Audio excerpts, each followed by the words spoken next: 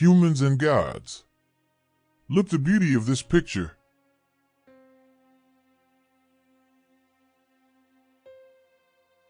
From this burst of emotion came the name Garden of the Gods, for which this beautiful Colorado Springs Park is known today in the United States. This anecdote reminds us that, since the earliest times in known human history, humans seem to have been unable to live without their gods. Whether they are the Egyptian gods, the gods of Mesopotamia, Sumerian, Syria, Israel, the Greek, Roman, Aztec, Hindu, Nordic, Mayan, Viking gods. And the list can be extended.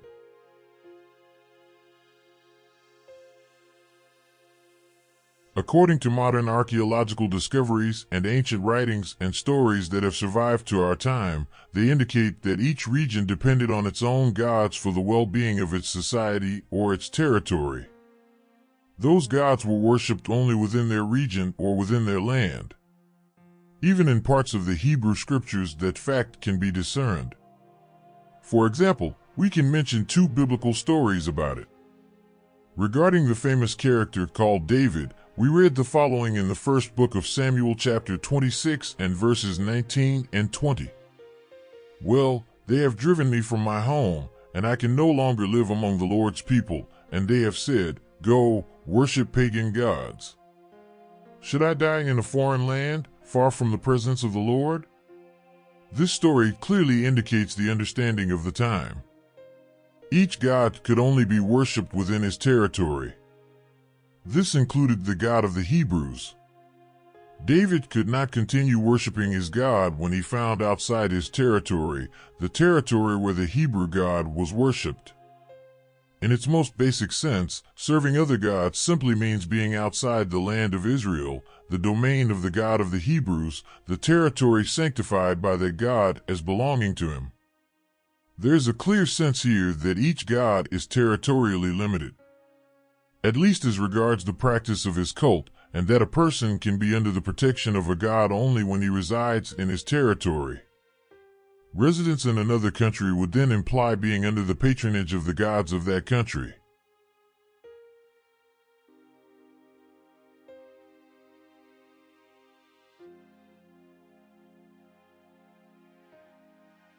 The second story that provides the same idea, that is, the same understanding of that time, is found in the second book of Kings, chapter 5 and verses 15 to 17. It is the story of Naaman's apparent healing. When he was healed, according to the story in the Hebrew scriptures, by diving into the Jordan River, he decided from that moment on only to worship the God of Israel. In order to carry out his new worship when he was back in his land, he requested the following. Then Naaman said to him, okay, but please allow me to load 2 of my mules with dirt from this place, and I will take it to my house. From now on, I will never again present burnt offerings or sacrifices to any god other than the Lord.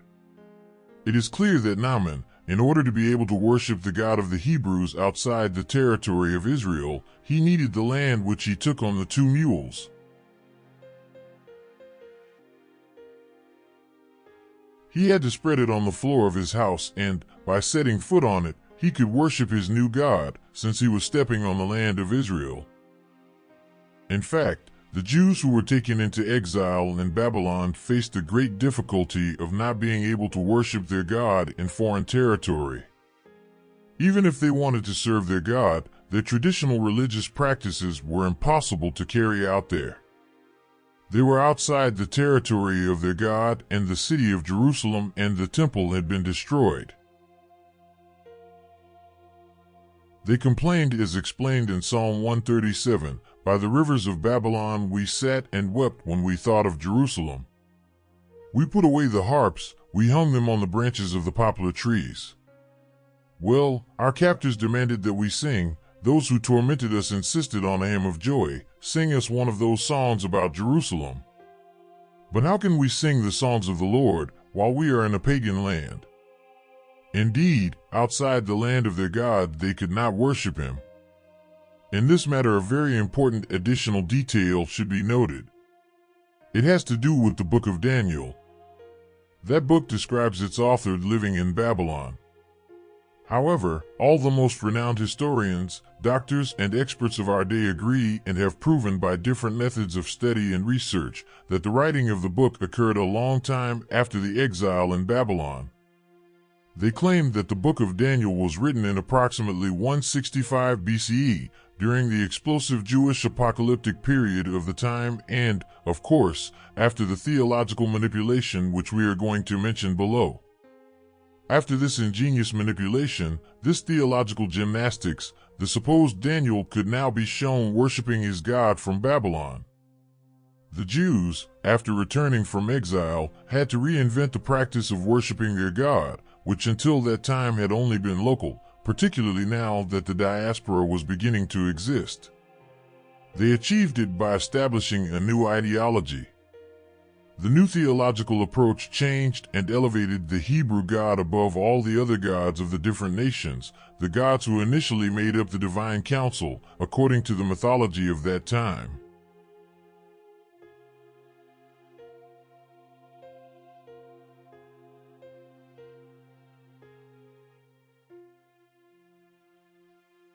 Those gods were made lower.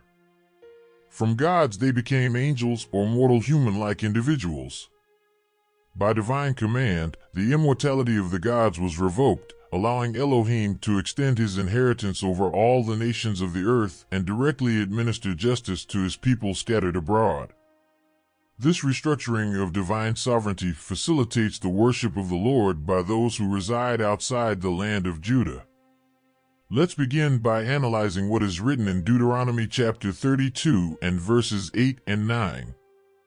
We use the Israelite Kadash Bible and will make a comparison with the Hebrew version of the Bible Hebraica Stuttgartensia. We will also compare it with the Greek Septuagint translation, and we will compare it, finally, with the Dead Sea Scrolls. As we compare these four versions, you will be able to notice the manipulation of the text. Starting from the oldest text, that says children of God, later changed to the angels of God, and finally changed to children of Israel. This final change must have arisen as a deliberate alteration on the part of a scribe who did not approve of the polytheistic overtones implied by the phrase sons of God. Kadash Bible. Notes are added to help understand what was written. When Elyon, the supreme god of the council of gods, gave each nation its inheritance, when El, the god called El corresponds with Elyon, divided the sons of Adam, he assigned the borders of the people according to the number of the Malachim of Elohim, and his people Yaakov were the portion of Yahweh, Yisrael was the line of their inheritance. The basis for this translation is, on the one hand, Hebrew and on the other hand the Septuagint when using the word Malachim, messengers, or angels in Greek. Bible Hebraica Stuttgartensia. When the Most High gave the nations their inheritance, when he divided mankind, he set the borders of the people according to the number of the children of Israel, but Adonai's portion is his people, Jacob is assigned inheritance. As you can see, the word Israel has a note with the number 2 that refers to the Dead Sea Scrolls at the bottom of the page where, instead of the children of Israel, it says the children of God. Septuagint. Verse 8, when the Most High divided nations, as he scattered the sons of Adam, he set boundaries of people according to the number of angels of God. In Greek, the angels of God. Verse 9, and Jacob became part of the Lord, his people, linen of his inheritance, Israel. In Greek, the portion for the Lord became his people Jacob. Dead Sea Scroll. Scroll classified as 4QDEUTJ 4Q37. This oldest Dead Sea manuscript uses, in this portion of Deuteronomy, the expression, according to the number of the sons of God. In Hebrew, Ben Elohim. This scroll presents the clearest testimony of the divine hierarchy or divine pantheon, according to the mythology accepted at that time.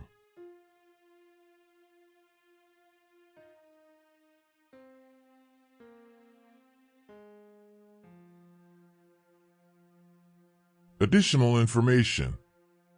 A note in the Jewish Study Bible version says the following with reference to verse 8 and the word Elyon.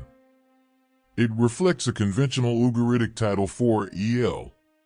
The variant attested by the Septuagint and at Qumran, according to the sons of El, which preserves the mythological reference to the Most High, Elyon, earlier in the verse, makes much more sense. Here, the idea is that the chief god assigns nations to lesser deities of the divine pantheon or council. A post-biblical notion that 70 angels are in charge of the 70 nations of the world echoes this idea. Interestingly, it is known that the Jews believed that there were 70 nations on the earth, so that the children of God were consequently also 70 in number. This arises from the Table of Nations in Genesis chapter 10, where there are 70 nations, and from the later Jewish apocalyptic concept according to which there were 70 guardian angels of the nations, guardian angels. The Ugaritic texts are a corpus of ancient cuneiform texts discovered since 1928 in Syria. The texts were written in the 13th and 12th centuries before the Common Era. When studying these verses, you can mainly appreciate 2 points. Point 1. El was the main god who distributed the different nations to be administered by each of the gods of the divine council, or pantheon. Each nation came to have its patron god. Eventually, of course, the name El simply became a general word for God in the Hebrew Bible, and is found that way many times. In many other cases throughout the Hebrew Bible, there is no doubt that El is simply a general name for God without any reflection of Canaanite background.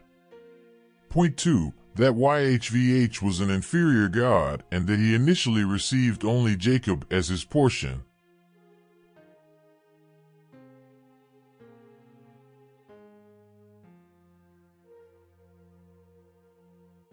How did the God whose portion was Jacob only come to be a universal God? The change came to exist due to the manipulation and negotiation of the Hebrew text and the new theology that was developing as time passed. Initially, as shown in the passage from Deuteronomy chapter 32, YHVH was understood as a second-level deity subordinate to the supreme god El. YHVH had only received the nation of Israel as his portion. That secondary position was reconsidered, demolished, and rebuilt with the new theology of the elite Hebrew scholars after the return from Babylon.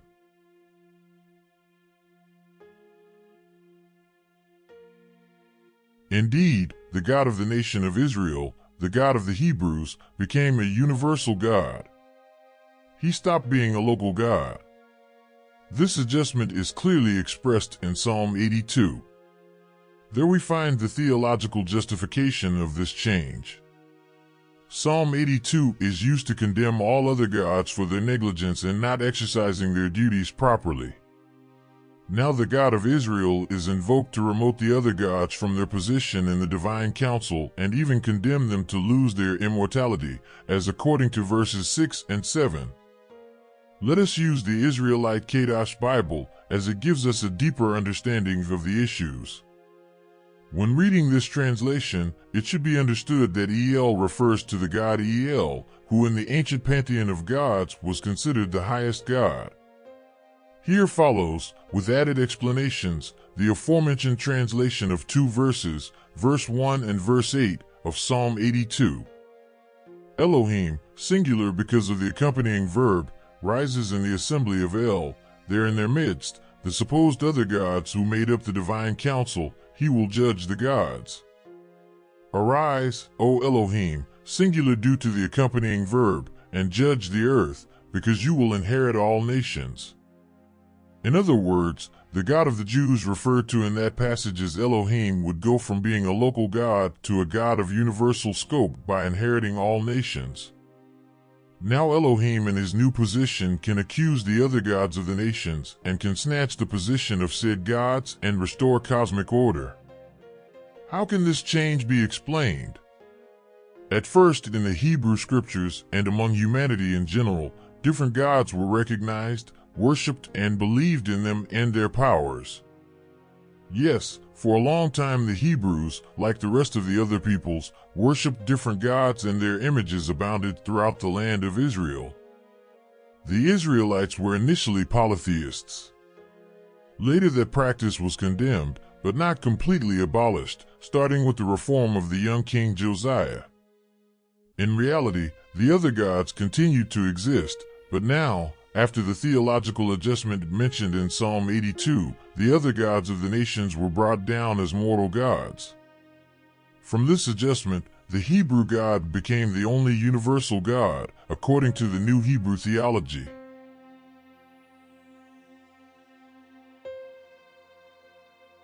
This restructuring of divine sovereignty facilitated the worship of Yahweh by those who resided outside the land of Judah, whether they were Jews or the rest of the nations. It is because of these well-negotiated adjustments in the new theology that the next psalm, Psalm 83, could now affirm what was written in verse 18. King James Version, "Be shamed and troubled forever, and be dishonored, and perish. And know that your name is Jehovah, you alone most high over all the earth." Or according to a Catholic translation, "Cover their faces with ignominy and seek your name, O Yahweh. May they be forever confounded and terrified, be filled with shame and perish." The important question that arises is, to whom are the words of verses 17 and 18 addressed? And those words are not addressed to all the inhabitants of planet Earth. Neither in that time, nor in our time. It is not to all the people of the world that those words are directed. In fact, the Hebrew word for people does not even appear in that text. We clarify this because a certain translation of Psalm 83, erroneously adding the word people, wishes to cleverly imply, completely leaving the context of Psalm 82 and 83, that said psalm is addressed to all humanity, past and present. The purpose of said translation by manipulating the text, adding something that is not present in Hebrew is clear, an intentional and macabre purpose. That intentional and macabre purpose is to impress innocent people with something unknown and different. Since the majority of humanity has never read passages with that focus, by presenting that translation they try to convert those people who are ignorant of everything involved to their religion. Those innocent people, they are caught.